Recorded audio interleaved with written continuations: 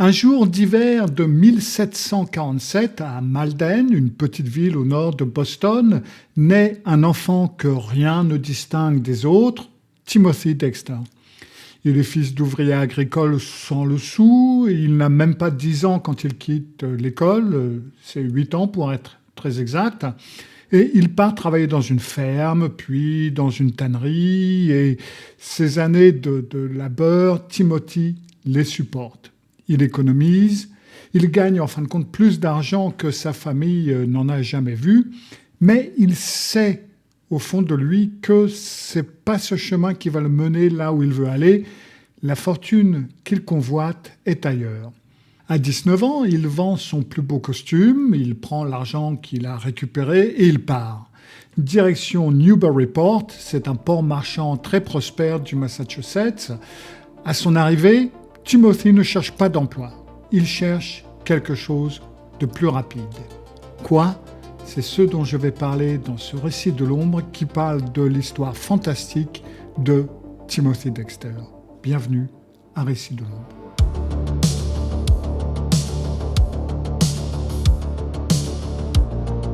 Avant tout, et si ce n'est pas déjà fait, souvenez-vous de vous abonner, souvenez-vous de cliquer sur la petite cloche pour être averti lorsque je mets une nouvelle vidéo en ligne. N'hésitez pas à commenter sans spoiler, à partager, tout ça, ça fait du bien à la chaîne. Timothy Dexter est donc à Newburyport et là, il rencontre Elizabeth Frottingham. C'est une veuve, elle est fortunée, elle est solitaire et il l'épouse. Du jour au lendemain, Timothy Dexter devient riche.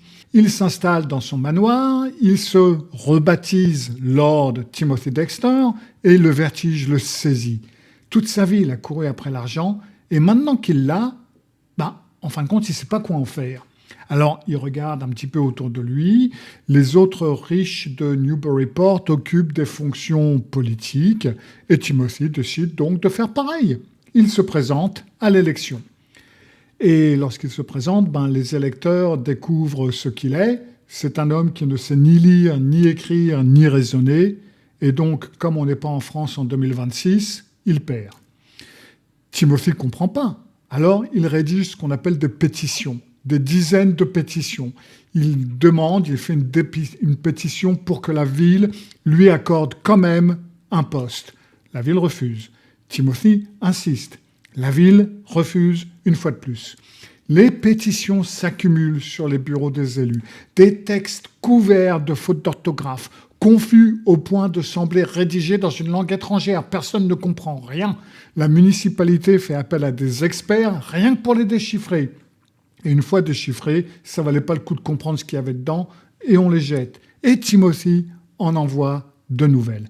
La ville en a assez, et donc elle lui tend un piège habilement déguisé en victoire. On lui offre le titre de inspecteur des serres.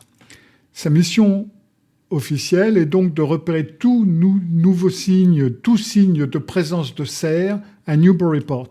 Et le problème, c'est qu'à Newburyport, il n'y a pas de cerfs, tout simplement. La plaisanterie est tout à fait parfaite. Les élus se congratulent. Mais Timothy, lui, il n'a pas saisi la ruse, il n'a rien compris. Il voit une victoire, ses pétitions ont porté leurs fruits, il a son poste politique et il s'y met avec un sérieux absolu. Il parcourt la ville dans tous les sens, carnet en main, et consigne avec application la moindre trace d'activité cervidée. Et bien entendu, il n'en trouve aucune. Il occupe ce poste pendant 12 ans. À chaque renouvellement annuel, la ville le reconduit, à la fois amusé et résigné.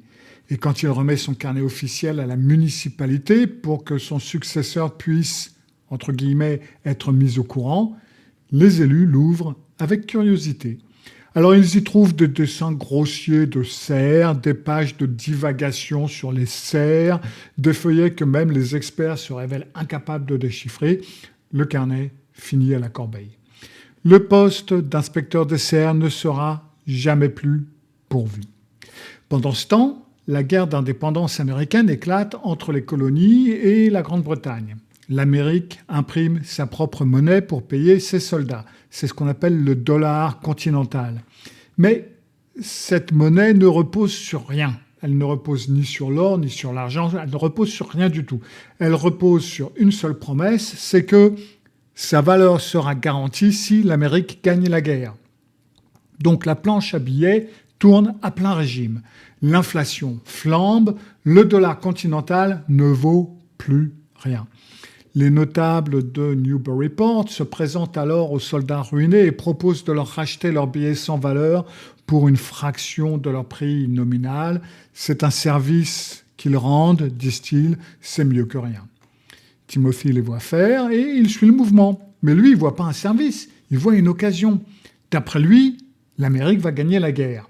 Et ces billets vont, d'après lui, retrouver leur valeur. Il investit toutes ses économies dans le rachat du dollar continental. La nouvelle se répand, ses pairs ricanent parce que, d'après tout le monde, cette monnaie ne retrouvera jamais de la valeur, même en cas de victoire américaine. Les aristocrates de Newburyport attendent Timothy au tournant. Il va tomber en faillite. L'Amérique gagne la guerre, comme tout le monde le sait. Et le Congrès tient parole. Il en garantit la valeur. Et du jour au lendemain, Timothy Dexter est l'un des hommes les plus riches d'Amérique. Il achète le manoir le plus luxueux du quartier, le plus huppé de Newburyport. Il fait construire des minarets sur le toit. Il fait poser un aigle doré en fait de la coupole. Et puis, après des semaines d'introspection, il a une idée qui lui vient. Il faut faire sculpter 40 statues en bois de personnages célèbres et les installer dans son jardin. Bon, comme bon goût, on a vu mieux. Mais bon, ça vaut bien les nains de jardin. Thomas Jefferson, William Pitt et lui-même, bien sûr. Sous sa propre effigie, une inscription « Le premier à l'Est, le premier à l'Ouest et le plus grand philosophe du monde occidental. » Et le plus humble surtout, aurait-il pu ajouter. Le sculpteur termine son travail. Timothy sort inspecter les statues une à une. Il s'arrête devant celle de Thomas Jefferson et il lit l'inscription « Auteur de la déclaration d'indépendance ». Et là, Timothy secoue la tête. Il dit au sculpteur qu'il s'est trompé. Il faut écrire « Auteur de la Constitution ». Le sculpteur lui répond avec ménagement, c'est quand même le boss, que c'est lui, Timothy, qui se trompe. Jefferson a rédigé la déclaration d'indépendance, pas la Constitution. Timothy entre dans une rage folle. Il court dans son manoir, revient avec un fusil de chasse et tire au pied du sculpteur jusqu'à ce que l'homme corrige l'inscription. L'inscription est modifiée, elle est fausse, mais elle est modifiée. Timothy poursuit sa ronde, il arrive devant la statue de George Washington, il lit le nom, il réfléchit et il prend un pinceau, il recouvre l'inscription et il écrit un seul mot, Pitt. P-I-T. Juste Pitt. Parce que Timothy confond Washington et William Pitt à intervalles réguliers, P-I-2-T d'ailleurs. Et personne ne peut jamais le convaincre du contraire. Les aristocrates de Newburyport ne supportent plus Timothy. Il est riche, il étale sa richesse, son manoir est ridicule, ses statues sont grotesques et il est à leur niveau. Donc, ils décident de le ruiner. Sachant qu'il n'est pas difficile à manœuvrer, ils lui glissent quelques conseils d'investissement, entre guillemets. Des conseils en or, lui disent-ils. Premier conseil, acheter des chauffe-lits en grande quantité et les expédier aux Caraïbes. Alors un chauffe-lit, c'est une grande poêle métallique qu'on remplit de braise et qu'on glisse sous les draps pour les réchauffer, pour aller réchauffer le lit. C'est indispensable à Newburyport en hiver, mais sous les tropiques, c'est déjà moins nécessaire. Mais Timothy, il y va à fond. Il charge 2 navires de 42 000 chauffe-lits et il les expédie donc vers les Caraïbes. À l'arrivée, personne ne sait à quoi servent ces objets. Mais les habitants de l'île constatent que ces grandes poêles font des louches à mélasse parfaites et elles se vendent tous comme des petits pains à un prix bien supérieur au prix d'achat. Timothy retourne donc voir ses conseillers et les remercie. Furieux de cet échec, il lui propose un deuxième conseil, infaillible celui-là, car il existe en Angleterre une expression idiomatique et proverbiale qui est « c'est comme envoyer du charbon à Newcastle ». Newcastle, c'est la capitale mondiale du charbon à l'époque et des mines à perte de vue. Y expédier du charbon, c'est l'acte inutile par définition. C'est comme envoyer du sable au Sahara. Timothy achète du charbon, il le charge sur ses navires et il envoie tout ça à Newcastle.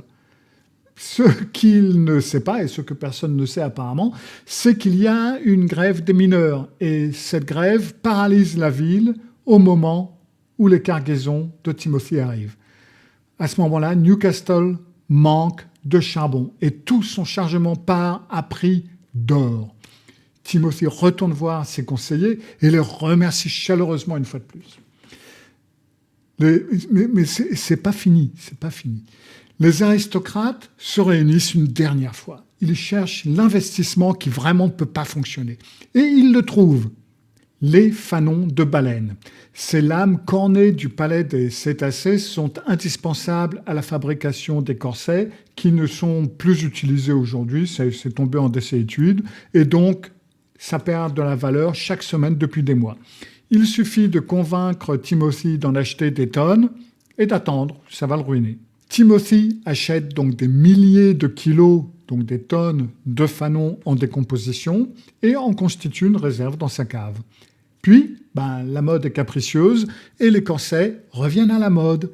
Les fanons de baleine deviennent une denrée rare et la réserve de Timothy part à prix d'or. Il retourne une dernière fois remercier ses très bons conseillers.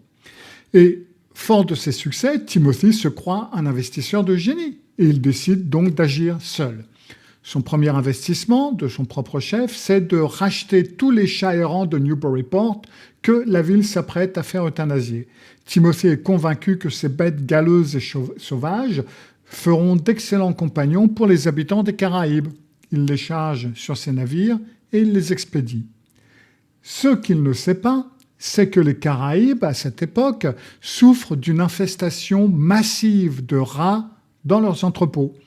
Les chats partent à grand prix, non pas comme animaux de compagnie comme il y avait pensé au début, mais comme chasseurs de rats, un triomphe de plus.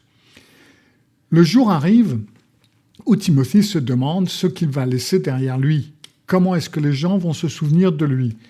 Il n'y a qu'un seul moyen de le savoir, et il met en scène ses propres funérailles. C'est une cérémonie élaborée, solennelle. 3000 personnes font le déplacement. Timothy se cache et observe. Et ce qu'il observe le plonge dans une fureur glaciale. D'après lui, sa femme, Elizabeth, ne pleure pas assez. Son deuil n'est pas à la hauteur de ce que mérite un homme de son envergure. Timothy bondit. Il surgit devant les 3000 personnes réunies pour le pleurer.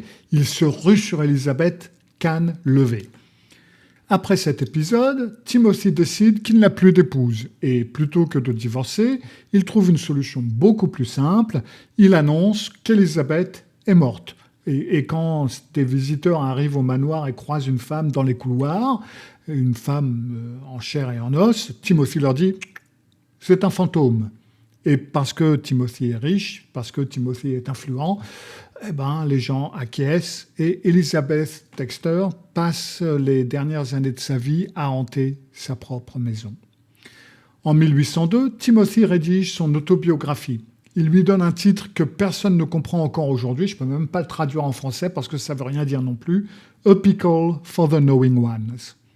À l'intérieur, des pages et des pages de divulgation. Pas de ponctuation, pas de cohérence orthographique. Un texte d'une opacité telle qu'il semble codé. Ce livre est mauvais à un point qui dépasse l'entendement et c'est précisément pour cette raison qu'il se vend. Les gens l'achètent pour se distraire. Quand les lecteurs lui reprochent l'absence de ponctuation, Timothy publie une deuxième édition. À la toute fin du livre, il ajoute une page, 11 lignes de signes de ponctuation au hasard, point, virgule, point d'interrogation, mêlés sans logique, et en note « Allez-y, parsemez-les comme bon vous semble ». Le 23 octobre 1806, Lord Timothy Dexter s'éteint à Newburyport, et cette fois, c'est pour de bon. C'était l'histoire plutôt amusante que sombre de Timothy Dexter, et comme quoi, qui rira bien, qui rira le dernier. C'était Récit de l'ombre. Merci de m'avoir vu cette fois-ci encore. À bientôt. Au revoir.